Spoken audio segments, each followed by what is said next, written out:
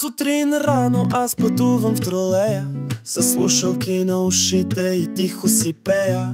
Събужда се градът, хората не спят, а тези около мене ме настъпват по кракът.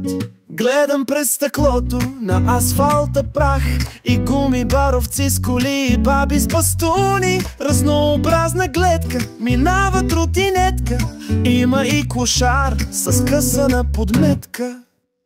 Майка с детенце носи книжка, а един младеж води куче на каишка. Велосипедист на гърба с голяма раница и една закръглена мома, която хапва баница. Тролея продължи, напред мина покрай мола, от следващата спирка качи се контрола. Билети, карти, рече човека, започна да проверява на всеки билета.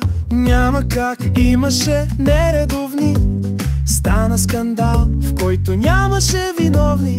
Панаири, крясъци се разразиха, всеки искаше останалите да надвика.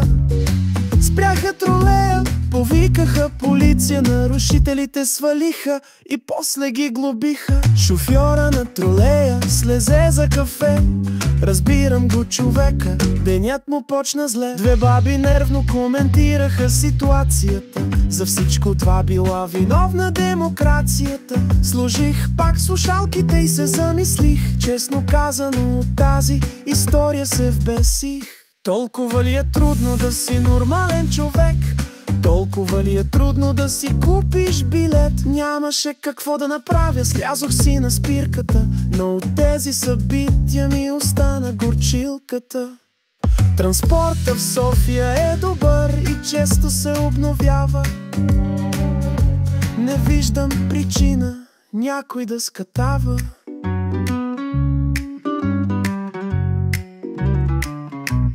Трябва да се вдигнат глобите и на себе си сърдете се.